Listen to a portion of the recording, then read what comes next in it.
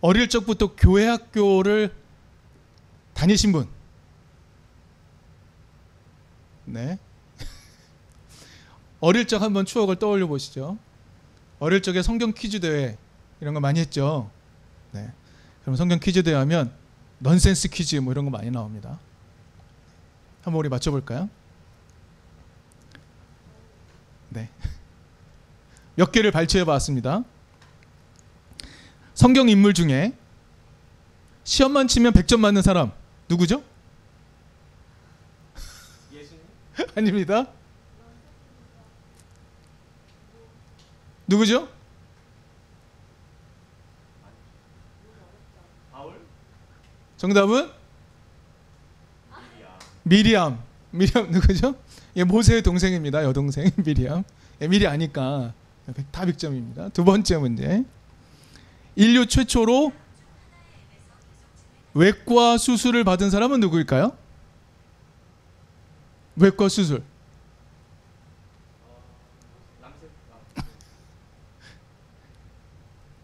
갈빗대를 꺼냈죠. 누굽니까? 아담 뭐 이런 겁니다. 이런 퀴즈 많이 냈습니다. 먼저 맞히겠다고 손 열심히 들고 했던 기억이 막 납니다. 이런 넌센스 퀴즈도 있었고요. 성경 내용에 관한 문제도 많았고요. 성경을 잘 아는가? 상식에 대한 문제들도 많았습니다. 또 문제를 하나 내겠습니다. 성경 중에 사랑장. 사랑장 어디죠? 고린도 전서. 이번 주 말씀 묵상 본문 중에 하나였는데 13장입니다. 고린도전서 13장은 사랑에 대해 많은 것을 이야기하고 있는 장. 별칭이죠, 별칭. 마지막 질문입니다. 그럼 성경에 나오는 믿음장. 믿음장은 어디일까요? 히브리서 11장. 오늘 읽은 장입니다. 오늘 읽은 히브리서 11장은 이 편지를 읽는 사람들에게 익숙한 유대 인물 중에 믿음의 사람들을 소개하고 있는 겁니다.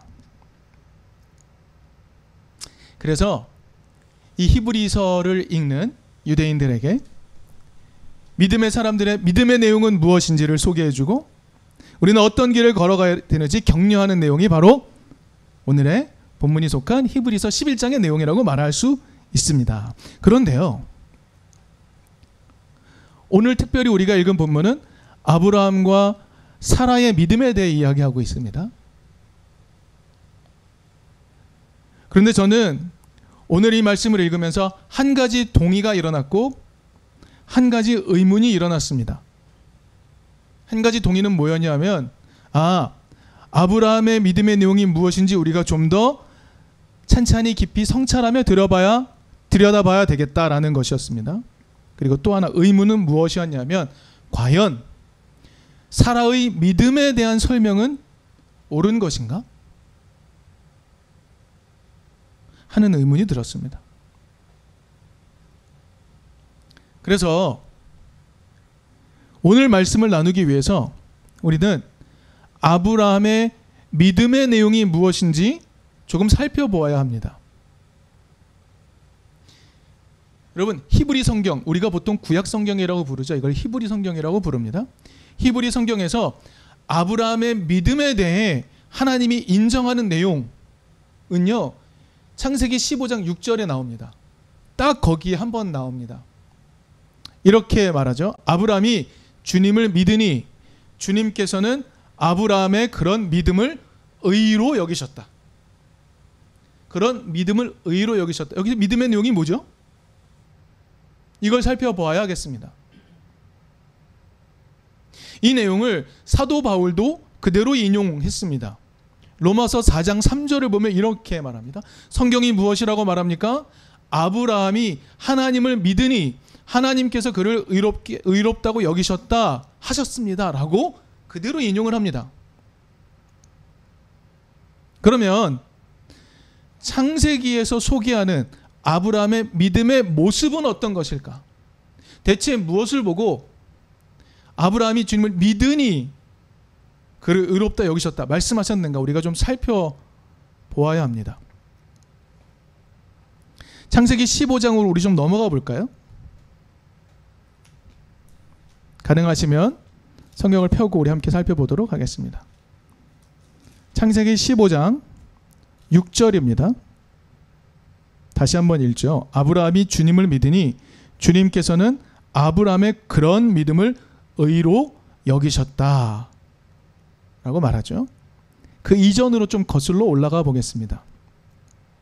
창세기 15장 그 장 1절에 이렇게 말합니다. 하나님이 말씀하십니다. 아브라함아 두려워하지 말아라. 나는 너의 방패다. 네가 받을 보상이 매우 크다라고 되어 있습니다. 대체 아브라함이 무엇을 했길래 하나님이 이런 말씀을 하시는 것일까? 한번 추적해 봐야 됩니다. 여러분, 내가 너의 보상이다. 내가 너의 리워드다라고 말씀을 하시거든요. 대체 아브라함이 무슨 일을 했길래 하나님이 이렇게까지 말씀하시는가 우리 좀 살펴볼 필요가 있습니다. 아브라함의 이야기는 창세기 12장부터 시작이 됩니다. 갑자기 하나님이 아브라함을 선택하시죠. 그리고 너는 복의 근원이 될 것이다 라고 말씀을 하시는 장면부터 해서 아브라함의 이야기는 시작이 됩니다. 그러면 12장부터 14장까지 어떤 내용이 있을까요? 그 안의 내용을 살피면 이렇습니다. 아브라함이요, 자신 정착한 가나안 땅에 기근이 일어나자 이집트로 떠납니다. 그런데 거기서 어떤 일이 벌어지냐면요, 자신의 아내 사레, 그때는 아브람이고 아내는 사레였죠. 자신의 아내 사레가 너무 아름다운 거예요. 그래서 아내를 누이라고 속이고 들어갑니다. 그리고 이집트의 바로는 그 사레의 미모에 반하여 사레를 자신의 아내로 삼아서 궁으로 데리고 들어갑니다. 대신 아브라함에게는 많은 재산을 주죠. 성경의 내용을 살피면 하나님이 바로를 치십니다. 그리고 사레가 아브라함의 아내라는 것을 바로가 알게 됩니다. 바로가 얘기하죠. 왜 나한테 이야기하지 않느냐. 그러면서 아브라함이 자신이 받은 재산을 모두 갖고 떠날 수 있게 해줍니다. 이런 내용이 나옵니다. 많은 재산을 이집트에서 얻게 되는 장면이 나옵니다. 돌아옵니다. 근데 돌아왔는데요, 자신의 조카 롯과 함께 돌아왔는데 돌아오고 나니 자신들이 가진 재산이 너무 많아서 한 땅에 살 수 없는 겁니다. 그래서 롯과 아브람은 땅을 나누어 가집니다. 이런 내용이 등장을 하게 되죠. 그런데요, 롯이 선택한 땅, 그 땅, 롯은요 소돔이 있는 쪽을 택해요. 소돔이 있는 땅 쪽을 택합니다. 그래서 롯이 속한 땅의 세력들과 반대쪽의 세력들이 서로 다투기 시작을 합니다. 롯이 속한 소돔, 그쪽의 소돔 왕은 5개의 부족 국가가 연대를 하고요, 상대 쪽은 4개의 국가가 연대를 하게 됩니다. 그래서 서로 싸우게 돼요. 결과는 어떻게 됐을까요? 롯이 살던 소돔이 속하는 지역 연합군이 패배합니다. 그리고 롯이 잡혀갑니다. 그래서 나온 내용이 뭐냐면요, 아브람이요 자신의 사설 군대를 데리고 318명의 군인을 데리고 쳐들어가서 롯을 잡아간 4개의 연합국을 다 무너뜨려 버립니다. 그리고 돌아옵니다. 그러자 롯이 살던 지역의 소돔 왕이 이렇게 말합니다. 우리 창세기 14장 21절을 한번 볼까요? 창세기 14장 21절에 이렇게 말합니다. 소돔 왕이 아브람에게 말하였다. 네, 아브람에게 말하였다. 하늘과 땅을 지으신 가장 높으신 주 하나님께 나의 손을 들어 죄송합니다. 21절부터 다시 읽습니다. 소돔 왕이 아브라함에게 말하였다. 사람들은 나에게 돌려주시고 물건은 그대가 가지시오. 아브라함이 소돔 왕에게 말하였다.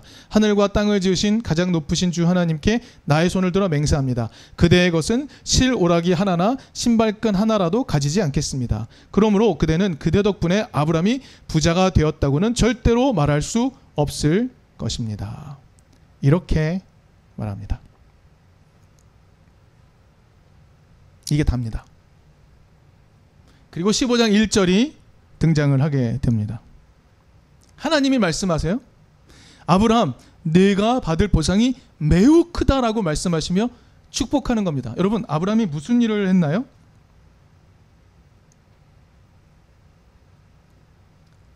우리가 언뜻 깨닫기 힘든 이 글 속에서 우리는 아브라함이 했던 일이 의미가 무엇인지를 찾아내야 합니다. 오늘 본문의 진행상 아브라함은요, 이미 많은 재산을 가졌죠.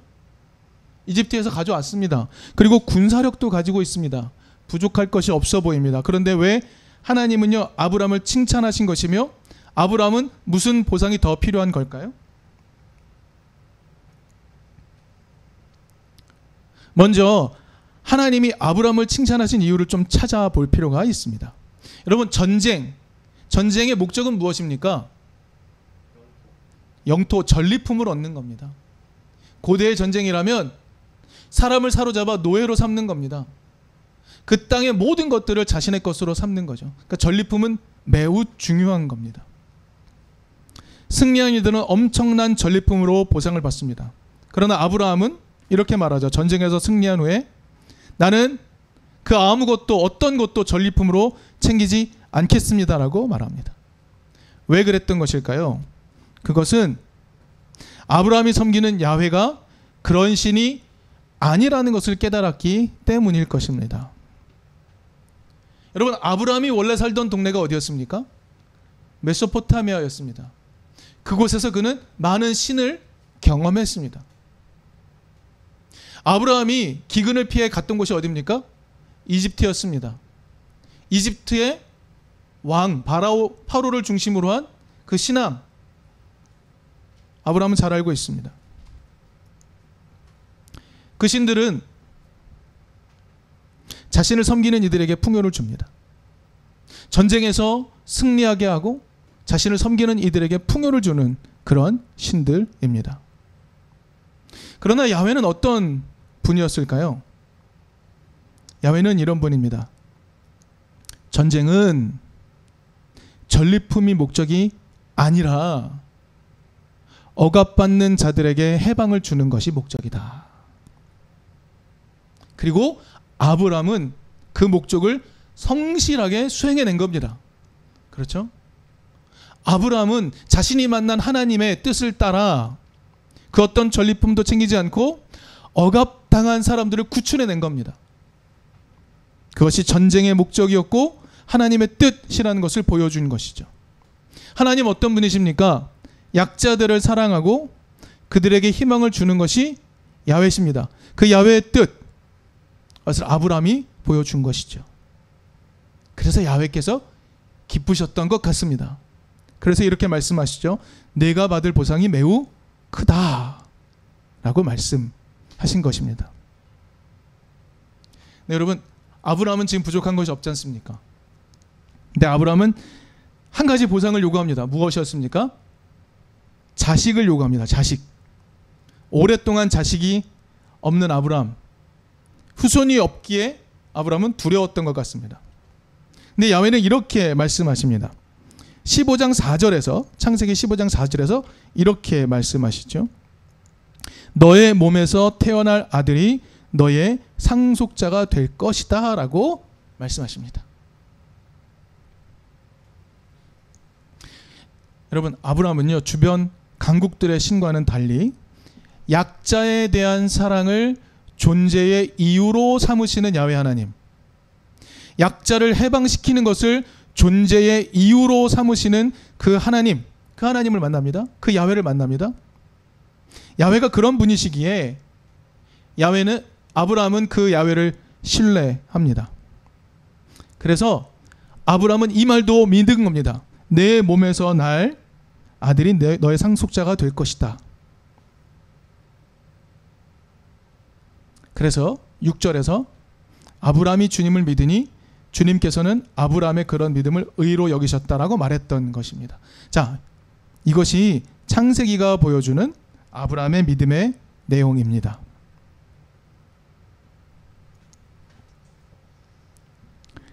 말씀드렸듯이 사도 바울도 같은 내용으로 이야기를 했습니다. 4장 3절에서 이렇게 말했죠.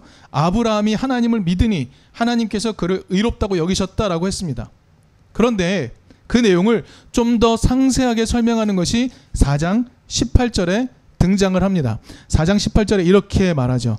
아브라함은 희망이 사라진 때에도, 희망이 없어진 때에도 바라면서 믿었으므로 많은 민족의 조상이 되었습니다 라고 말하는 겁니다. 희망이 사라진 때에도 바라면서 믿었으므로 많은 민족의 조상이 되었다 라고 바울은 아브라함의 믿음을 소개하고 있습니다. 좀 더 살펴보도록 하죠. 바울이 말하는 아브라함의 믿음의 모습은 어떤 것이었을까? 앞에 우리가 나눴지만 자신의 몸에서 태어날 아들을 기다리는 것, 그것이 아브라함의 믿음의 내용이라고 그랬죠. 그럼 이렇게만 말하면 너무 단순해 보입니다. 너에게 아들이 태어날 거야, 그걸 믿어? 네, 믿겠습니다. 이렇게만 들립니다. 그러나 그렇게 단순한 내용이 아닌 것입니다. 우리가 성경의 내용을 추억하면서 한번 생각해 봅시다. 아브라함의 아내 사레는요, 자신에게 아이를 낳을 수 있는 힘이 없다는 것을 깨닫게 되자 자신의 여종 하갈을 남편에게 들여보내 하갈을 통해 아들을 낳게 하자라고 아브라함에게 말하고 아브라함은 그걸 수용합니다. 그래서 이스마엘을 낳습니다. 그렇죠? 하갈의 아들이 이스마엘이죠. 우리가 참 많은 책에서 역사 속에서 들은 내용, 이스마엘은 누구의 조상입니까? 이슬람의 조상, 이렇게 우리가 알고 있죠. 그 이스마엘이 태어나는 겁니다. 여러분, 여기서 질문을 던져보겠습니다. 여러분, 그러면 이스마엘이란 사람은 아브라함의 후손이 될 자격이 없는 걸까요? 자격이 있죠. 이스마엘은 아브라함의 자손이 될 자격이 없는 겁니까? 아닙니다. 있습니다. 여러분, 이스마엘이 탄생한 것은요, 아브라함이 믿음 없이 행동했기 때문에 나타난 결과입니까? 아닙니다. 우리 이 이야기 지난번에도 나눴었지 않습니까? 아닙니다. 아브라함은요, 정말 충실한 믿음의 행위로 이스마엘을 얻게 된 겁니다. 또 하나 중요한 것이 있습니다. 창세기에는요, 아브라함이 사라의 몸종인 하갈을 통해 낳은 이스마엘에 대한 저주가 없습니다. 성경은 이스마엘을 저주하지 않습니다. 성경을 꼼꼼히 읽어보시면 성경은 이스마엘의 이름의 뜻을 이렇게 소개해 줍니다. 하나님께서 내가 고통 속에서 부르짖는 그 소리를 들으신다입니다. 이스마엘, 하나님이 너의 소리를 들으신다라는 겁니다. 여러분, 이삭의 이름의 뜻은 무엇입니까? 그가 웃다라는 뜻입니다. 정말 단순한 비교이지만 이름의 의미만 놓고 봐도 이스마엘의 이름의 의미 속에 그 속에서 야훼의 모습을 더 적절하게 발견할 수 있습니다. 성경은 이스마엘을 홀대하지 않습니다. 또 하나 중요한 내용이 있습니다. 우리 이걸 좀 잘 살펴보도록 하죠. 가능하시면 성경을 살피시면 좋습니다. 창세기 21장 12절 13절 21장 12절 13절 영어 버전이 있으신 분들은요, 영어 버전도 한번 살펴보셔도 좋겠습니다. 사라가요. 사라가 하갈과 이스마엘을 내쫓으라고 아브라함에게 막 이야기합니다. 그래서 아브라함이 지금 갈등하고 있는 중이에요. 거기서 하시는 말씀입니다. 12절 13절 제가 읽겠습니다. 하나님이 그에게 말씀하셨다. 그 아들과 그 어머니인 여종의 일로 너무 걱정하지 말아라. 이삭에게서 태어나는 사람이 너의 씨가 될 것이니 사라가 너에게 말한 대로 다 들어주어라. 그러나 여종에게서 난 아들도 너의 씨니 그 아들은 그 아들대로 내가 한 민족이 되게 하겠다라고 말씀을 합니다. 우리 한글의 번역으로는 세밀한 내용을 깨닫기 좀 힘듭니다. 그러나 영어 번역 가지신 분들은 영어 번역을 한번 좀 살펴보시죠. 12절에 이삭에게서 태어나는 사람이 너의 씨가 될 것이다 라고 말하는 그 내용이 무엇이라고 되어 있을까요? 어떤 내용으로 되어 있을까요?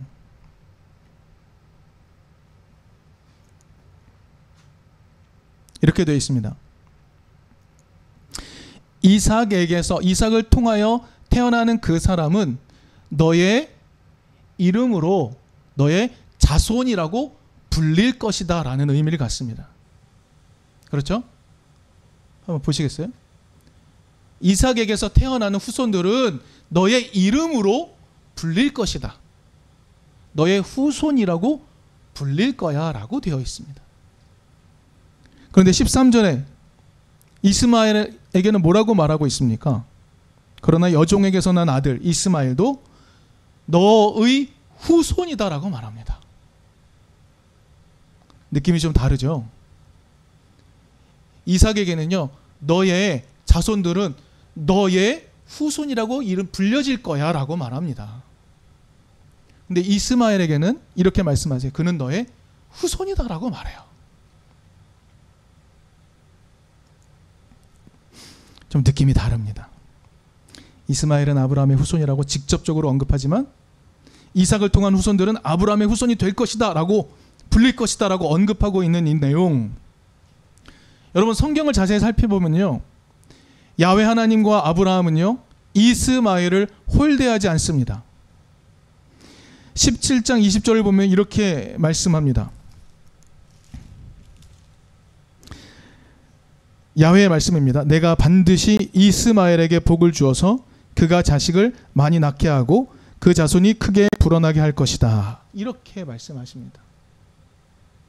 야훼 하나님은 이스마엘을 홀대하지 않습니다. 그런데 누가 홀대하고 있습니까? 아브라함의 몸에서 난 자손을 누가 홀대하고 있습니까? 사라입니다. 여러분, 아브라함이요, 사레, 그리고 이름이 변한 사라를 두 번이나 자신의 누이라고 속인 적 있죠?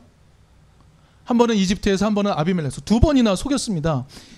그게 마음에 빚이 되었는지는 모르겠습니다만 아브라함은요 늘 사라의 의견을 따랐습니다. 그리고 하나님도 그렇게 조언을 하십니다. 사라의 말을 들어라. 조언하시죠. 근데 여러분, 그런 상황 속에서 아브라함은요 자신의 의지와 자신의 의도로 하지 않지만, 자신의 힘으로 어떤 희망을 가질 수 없지만, 그렇게 희망이 사라진 그때에도 하나님을 바라면서 믿었습니다.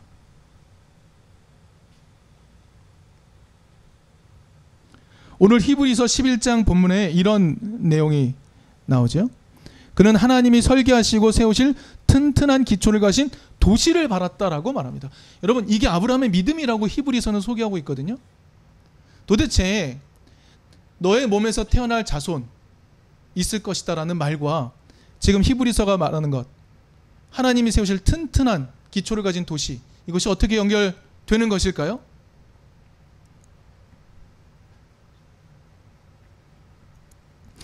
아브라함의 믿음은요 힘을 숭배하는 메소포타미아, 이집트의 신앙이 아니었습니다. 이거였습니다. 어떤 보상이 없어도, 어떤 전리품이 없어도 약자를 구하기 위해 모든 일을 행하시는 그 야훼 하나님을 깨닫고,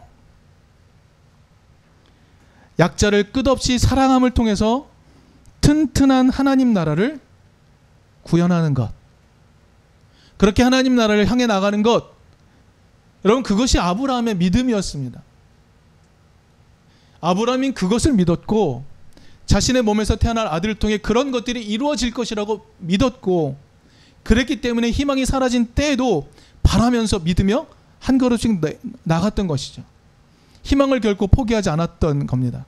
이것이 아브라함의 믿음입니다.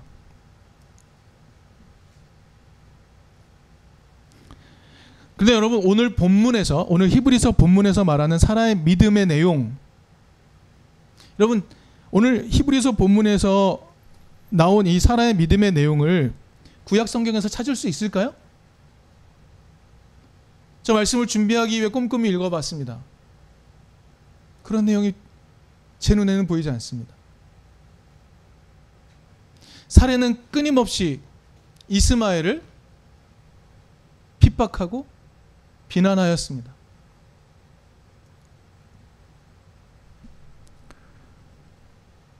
사라는요, 아브라함의 믿음의 내용, 그 어떤 보상도 없이 약자를 구하기 위해 모든 일을 행하시는 야훼를 따라서 자신도 그 약자를 끊임없이 사랑하는 공동체를 향해 나가기 위해 자신의 몸에서 태어날 아들을 기다리는 것, 그 길을 오히려 사라는 막을 때가 많았습니다. 그래서 저는 오늘 본문에서, 히브리서 본문이 사라를 믿음의 사람의 반열에 올려놓는 것, 그것이 좀 마음에 약간 걸립니다. 사라의 믿음의 내용에 대해서는 약간 마음에 걸립니다. 하지만 사라의 이야기를 떠나서 아브라함의 믿음의 내용에 대해서는 동의할 수 있습니다. 여러분, 아브라함이 가진 믿음은 무엇이었습니까? 오늘 히브리서 11장, 오늘 본문 앞입니다. 6절입니다. 이번 주 말씀 묵상 본문에 들어있던 내용입니다. 우리가 잘 아는 말씀, 제가 읽어드릴게요. 믿음이 없이는 하나님을 기쁘게 해드릴 수 없습니다. 하나님께 나아가는 사람은 하나님이 계시다는 것과 하나님은 자기를 찾는 사람들에게 상을 주시는 분이시라는 것을 믿어야 합니다. 여러분, 이 말씀 우리가 참 많이 들었죠. 그래서 믿음을 무엇이라고 우리가 정의 내렸습니까? 하나님은 나에게 상 주시는 분이라는 것을 믿어라 라고 이야기할 때 얼마나 감동이 되던가요?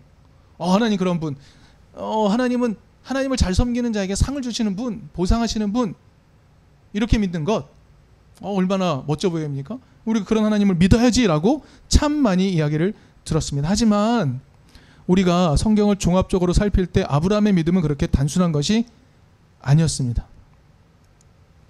아브라함은요, 야훼 하나님처럼 어떤 보상이 없어도 약자를 구하기 위해 모든 것을 다 거는 분, 모든 일을 행하는 분, 그래서 모두가 안전한 공동체를 만드는 분, 그 야훼 하나님을 믿는 것, 그 일이 내 우선을 통해 일어난다는 것을 믿는 것, 자기에게 가능성이 하나도 없음에도 불구하고 하나님이 그런 공동체를 만들어 가실 것을 믿는 것, 그것이 아브라함의 믿음이었습니다. 그렇게 하나님이 그의 믿음을 보시고 의롭다라고 여기셨다라고 성경은 기록하고 있는 겁니다. 여러분, 믿음은요, 단순한 지적인 동의를 의미하는 게 아니죠. 지적으로 사도신경의 내용에 동의하는 것이 믿음이 아닙니다. 믿음은요, 하나님의 뜻에 맞는, 걸맞는 그 행동까지 이루는 것, 거기까지입니다. 그래서 아브라함의 믿음은 그런 것이었죠. 아브라함은 자신의 몸에서 태어난 이스마엘을 결코 저주하지 않았습니다. 하나님 또한 그러지 않으셨습니다. 여러분, 우리의 아브라함의 믿음을 통해 우리의 믿음을 한번 돌아봅니다. 아브라함이 믿었던 것이 무엇이며, 하나님이 아브라함을 축복했던 이유가 무엇이며, 그리고 그 길을 소개하고 있는 바울의 의도는 무엇이며, 그래서 오늘 우리는 어떤 믿음으로 살아가야 할지 우리가 함께 성찰할 수 있는 시간이 되었으면 좋겠습니다.